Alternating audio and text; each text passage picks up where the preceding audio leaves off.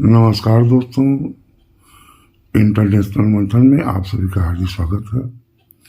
मैं आपका दोस्त संजीव कुमार संधू अपने चैनल में आपका हार्दिक स्वागत करता हूं। आज का वीडियो बहुत ही महत्वपूर्ण है, बहुत ही गंभीर, बहुत ही गूढ़ विषय है जिस पर मंथन करने की आवश्यकता है। चूंकि यह कोई आध्यात्मिक या धार्मिक चैनल नहीं है कि इस विषय पर कोई मंथन हो, रिसर्च हो या उसकी व्याख्या हो, क्योंकि यह एक राजनीतिक चैनल है। फिर भी भारतीय उपमहाद्वीप में इस विषय पर मंथन करने की अत्यधिक आवश्यकता है। आज के विषय के अंतर्गत सनातन धर्म, आध्यात्म और रिलीजन, सनातन धर्म को व्यक्त करने के लिए या उसकी व्याख्या करने के लिए, क्योंकि यह एक गूढ़ विषय है,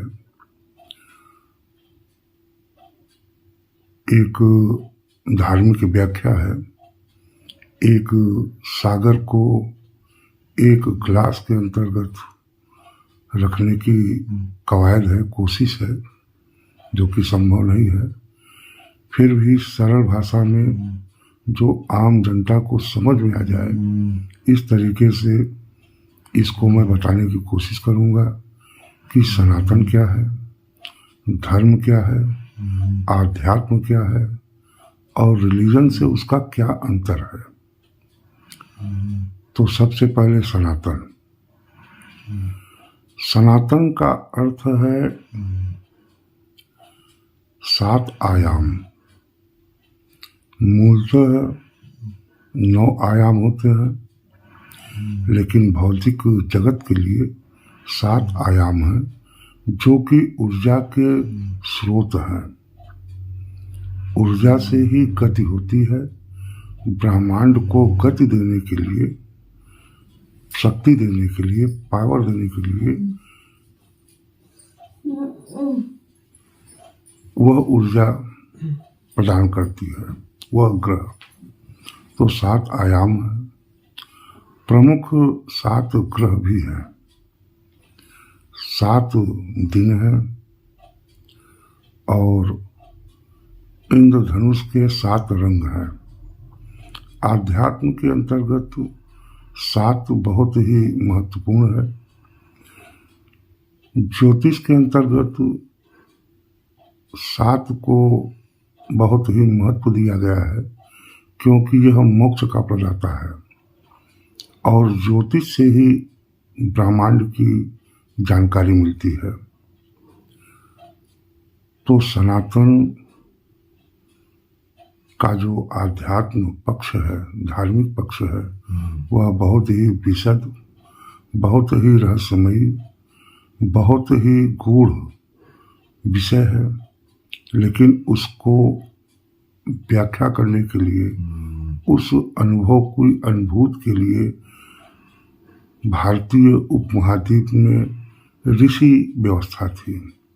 ऋषि तपस्या करते थे, रिसर्च करते थे और समाज के हित के लिए वह तपस्या किया करते थे और फिर समाज को उसको दिया करते थे, जिससे समाज लाभ उठाता था। तो सनातन का कोई फाउंडर नहीं है, कोई इसका आदि और अंत नहीं है। लगभग कहा जाता है कि मानव करोड़ों वर्षों से उसका जीवन रहा है, लेकिन लगभग 50,000 वर्षों से, क्योंकि इसके बीच में कई हिम युग आए हैं, लेकिन 50,000 वर्षों से ये कहा जा सकता है कि सिविलाइजेशन हुआ है समाज का। तो सनातन का कोई आदि है न कोई अंत है, न ही कोई इसका फाउंडर है। 7 तत्व है जिसको मानव अपने जीवन में सफल होने के लिए ग्रहण कर सकता है। यह 7 तत्व है जो बताया गया है। इसमें सत्य, अहिंसा, दया, दान, उपकार, क्षमा, ये 7 तत्व हैं। इन्हीं को जब ग्रहण कर लेता है आदमी तो वह धर्म होता है। धर्म का सोर्स है, स्रोत है, वो वेद है। वेद बताता है कि धर्म क्या है। धर्म का शाब्दिक अर्थ है धार्यतः धर्म, धारण कर, जिसको धारण किया जाए, जिसको ग्रहण किया जाए, उसे धर्म कहा जाता है। धर्म का भी कोई फाउंडर नहीं है, कोई इसका आदि और अंत नहीं है कि ये कब प्रारंभ हुआ है, कब से है, इस बारे में कुछ भी कहा नहीं जा सकता। धर्म में कोई फतवा नहीं है, कोई बाउंड नहीं है, कोई बंधन नहीं है। आप निराकार ब्रह्म की उपासना करना चाहें तो निराकार ब्रह्म की उपासना कर सकते हैं। साकार ब्रह्म की उपासना करना चाहें तो साकार ब्रह्म की उपासना कर सकते हैं। यदि आप किसी को भी नहीं मानते कि ब्रह्म नहीं है तो भी आप फ्री हैं। इसमें आपके लिए कहीं कोई बंधन नहीं है। ये बताया गया है, एक वैज्ञानिक पद्धति है। ये बताया गया है कि यदि आप इस गुणों को ग्रहण करते हैं तो आपका जीवन सफल हो सकता है, सार्थक हो सकता है। अब आ जाइए आध्यात्म पर। आध्यात्म का शाब्दिक अर्थ है आत्मज्ञान, आत्मविज्ञान। जो विषय के बारे में, आत्मा के बारे में जो विशेष ज्ञान दे, वैज्ञानिक रूप से सिद्ध हो सके, ऐसा ज्ञान दे, उसे आध्यात्म कहा गया है। और आध्यात्म की आवश्यकता क्यों है? इसलिए कि आप सनातन को समझ सकें, उसका रिसर्च कर सकें, उसकी व्याख्या कर सकें, उसकी अनुभूति कर सकें। क्योंकि एक मानव में भी चक्र होते हैं, 7 चक्र। उन 7 चक्रों को जागृत करने के बाद आपको ब्रह्मांड की रहस्यमयी गूढ़ जो भी तत्व हैं, जो भी ऊर्जा है, उसका ज्ञान होता है। और आप उस अनुभव, उस अनुभूति को प्राप्त करके समाज के हित के लिए, मानव जाति के हित के लिए आप उसको ज्ञान दे सकते हैं। तो ज्ञान का सोर्स लेने के लिए, आत्मज्ञान के लिए, आत्मविज्ञान के लिए, अपने आप को खोजने के लिए, अपने आप को तलाश करने के लिए, अपने आप को रिसर्च करने के लिए, इस रहस्यमयी ब्रह्मांड के रिसर्च के लिए आध्यात्म बहुत ही आवश्यक है। इसीलिए भारतीय संस्कृति, भारतीय सभ्यता में ऋषि परंपरा थी। ऋषि तपस्या करते थे, प्रकृति के गूढ़ रहस्यों को जानने का प्रयास करते थे। जो उनको अनुभव होता था, जो उनकी अनुभूति होती थी, उसको समाज हित में समाज को दिया जाता था, ज्ञान दिया जाता था। लेकिन दुर्भाग्य से भारत पर अनगिनत आक्रमण हुए हैं। जो भी यहाँ आया इस देश को लूटने के लिए ही आया, और लूट करके ले गया। साथ साथ भारतीय संस्कृति, भारतीय सभ्यता, धर्म, सनातन धर्म को नष्ट भ्रष्ट करने का प्रयास किया। ये सबसे बड़ा अक्षम्य अपराध तो यही हुआ। लेकिन फिर भी उसमें कहीं न कहीं हमारी भी कमियां रही हैं, हमारी भी गलतियां रही हैं। इसके वजह से ऐसे अनगिनत आक्रमण भारत को झेलना पड़ा। तो यह हमारी अपनी गलतियां हैं, उसको स्वीकार करने में कहीं कोई भूल नहीं है। लेकिन सबसे बड़ी समस्या स्वतंत्रता के पश्चात उन सारी गलतियों को दूर करने की कोशिश करनी चाहिए थी। उन आक्रामक ध्वंसों को मिटाने की कोशिश की जानी चाहिए थी। लेकिन दुर्भाग्य से लगभग 60-65 वर्ष ऐसे रहे हैं जहाँ पर ये बताया गया कि आप यदि सनातन धर्म से हैं तो बहुत बड़ा गुनाह है।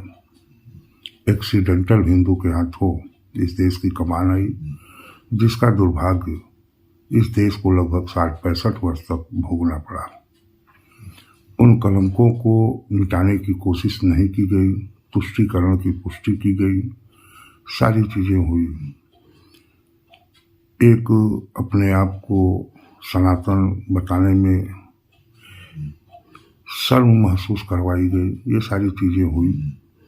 इसलिए बहुत जरूरी है कि सनातन के रूप में जानकारी मिले, धर्म क्या है इसके बारे में जानकारी मिले। तो मित्रों, सनातन एक रहस्यमय गूढ़ विषय है जिसको बहुत ही रिसर्च की आवश्यकता है। एक प्रश्न है जिसको सामान्य रूप से व्यक्त नहीं किया जा सकता। जो जानकारी है मुझे उसको मैंने बताया है कि रहस्यमय ब्रह्मांड है, 7 ऊर्जा के स्रोत हैं। उस ऊर्जा को प्राप्त करने के लिए आपके अस्तित्व में भी चक्र हैं, उनको जागृत करके आप सनातन के बारे में जान सकते हैं, आध्यात्म के बारे में आप जान सकते हैं। क्योंकि आध्यात्म को आध्यात्मिक होने के लिए, आत्मज्ञानी होने के लिए, आत्मा पर रिसर्च करने के लिए, प्रश्नों का उत्तर के लिए आपको आध्यात्मिक होना है और उस चक्र जो है उनको जागृत करने की कोशिश करनी चाहिए। तभी आप सनातन के बारे में जान सकते हैं।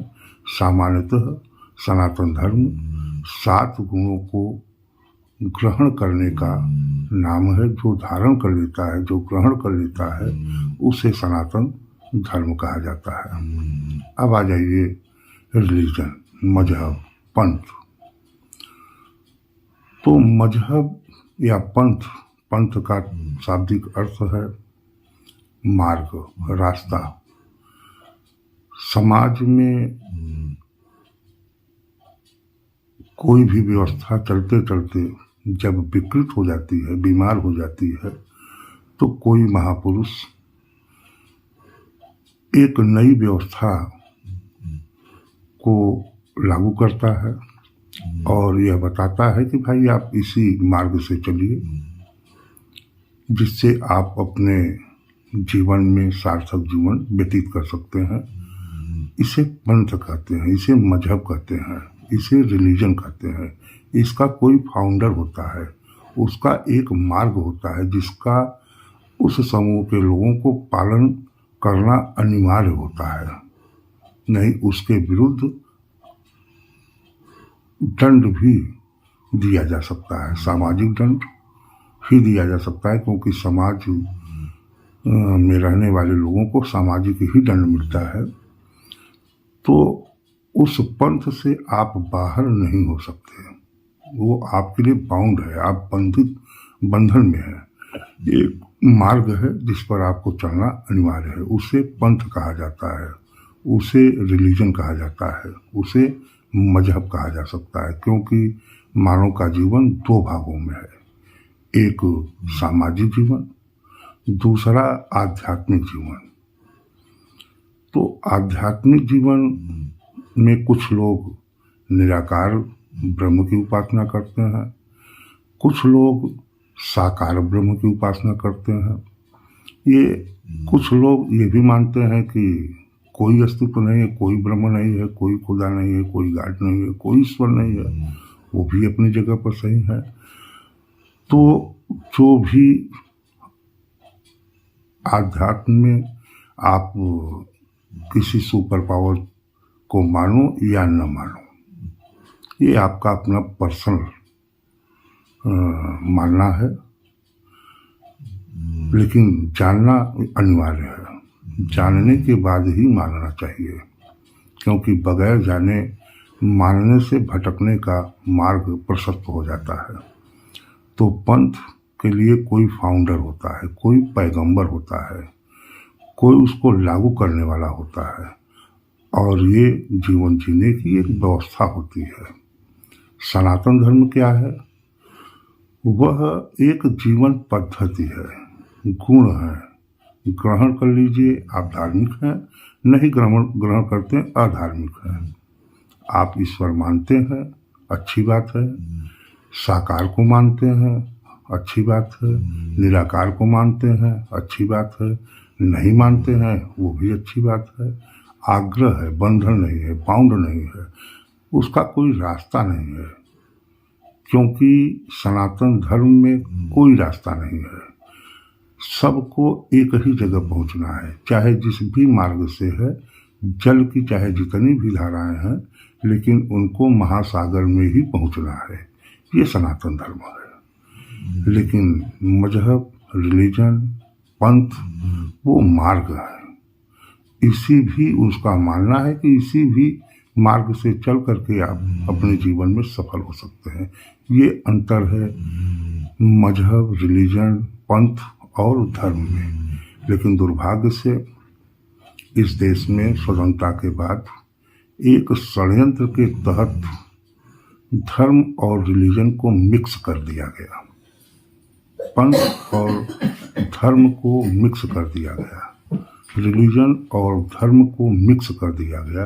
ये बहुत बड़ा दुर्भाग्य है और ये एक अक्षम्य अपराध है। भारत में जो भी वर्तमान में विकृतियां हैं, जो भी स्थिति है, मात्र इस कारण से है। एक नया उपद्रव जो भी इस समय वर्तमान स्थिति में है, ये सिर्फ रिलीजन और धर्म को मिक्स करने का परिणाम है। इसी से एक नया शब्द पैदा हुआ जिसे सेकुलरिज्म कहते हैं, जिसकी कोई परिभाषा समझ में नहीं आती।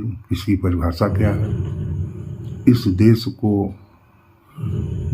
धर्म और रिलीजन मिक्स करने का रिजल्ट हुआ कि यहाँ पर रहने वाली सदियों से, हजारों वर्षों से रहने वाली पीढ़ियाँ दर पीढ़ियाँ, एक समय ऐसा आता है जो कहती है कि दो कौमें एक साथ नहीं रह सकती। पीढ़ियाँ रह सकती हैं, हजारों वर्षों की पीढ़ियाँ रह सकती हैं, सभी का डीएनए एक है। उसके बाद भी 1906 के बाद आवाज़ उठती है कि दो कौमें इस देश में नहीं रह सकती। रक्त रंजित विभाजन हुआ, देश जिसे हम माँ मानते हैं उसका विभाजन हुआ, रक्त रंजित विभाजन हुआ। दुनिया के किसी भी इतिहास में ऐसा अक्षम्य अपराध नहीं हुआ है जो 1947 में हुआ, दो कौम के आधार पर इस देश का विभाजन हुआ। उसके बाद भी समस्या का समाधान नहीं हुआ। क्यों हुआ? इसको छुपाया गया। किसने किया? उसको भी छुपाया गया, और उसके बदले में गलत हिस्ट्री बताई गई लोगों को, जनता को भ्रम में रखा गया। लेकिन जबकि कड़वी सच्चाई है, कड़वाहट भरे शब्दों की सच्चाई है कि झूठ को चाहे जितने भी धूल के अंतर्गत उसको रखा जाए, लेकिन सच एक दिन धरती का सीना फाड़ कर बाहर आता है। और जब वो सच बाहर आता है तो उनके नस्लों को उसका भुगतान भुगतना पड़ता है, क्योंकि जो भी अपराध होते हैं, जो भी भूलें होती हैं, जो अक्षम्य गलतियां होती हैं, उसका भुगतान भी करना पड़ता है, क्योंकि ये कर्म क्षेत्र है। तो मित्रों, सनातन धर्म, आध्यात्म, रिलीजन, मजहब, पंथ, इनको मैंने स्पष्ट करने की कोशिश की है कि इसका मिक्स करने का दुष्परिणाम क्या हुआ है। सनातन धर्म यह एक आध्यात्मिक पक्ष है।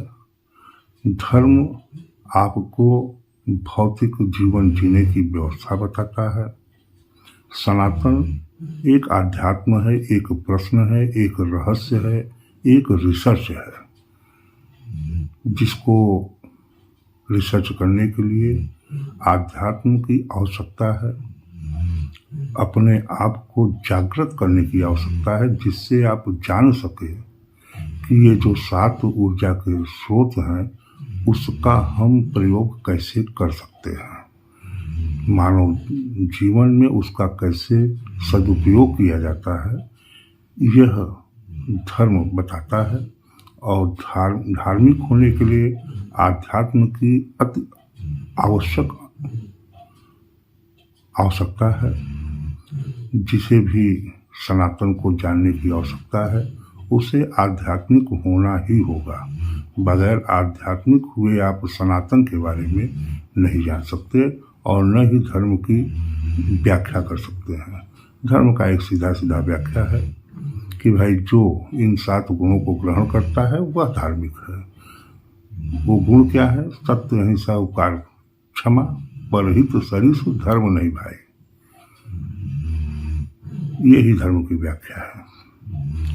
तो जो भी इस गुणों को ग्रहण करता है वो धार्मिक है, जो नहीं करता वो अधार्मिक है। बस बहुत छोटा सा है और आशा है कि ये वीडियो आप लोगों को पसंद आएगी। सनातन के लिए आवश्यकता है कि एक वीडियो पुनः बनाया जाएगा जिसमें कोशिश की जाएगी कि और भी विशद रूप से, गूढ़ रूप से इसको मंथन किया जाए। लेकिन एक राजनैतिक चैनल होने के लिए, एक इंटरनेशनल मंथन करने के लिए राजनैतिक रूप से व्याख्या करने के लिए थोड़ी सी आवश्यकता थी कि सनातन क्या है, धर्म क्या है, रिलीजन क्या है, मजहब क्या है, पंथ क्या है, इनमें क्या अंतर है, ये स्पष्ट होना जरूरी था, जिससे भारतीय समाज, भारतीय राजनीति, भारतीय विदेश नीति ठीक ढंग से कैसे चले, इसके लिए अति अनिवार्य आवश्यकता थी। फिर मुलाकात होगी दोस्तों अगले वीडियो में। नमस्कार।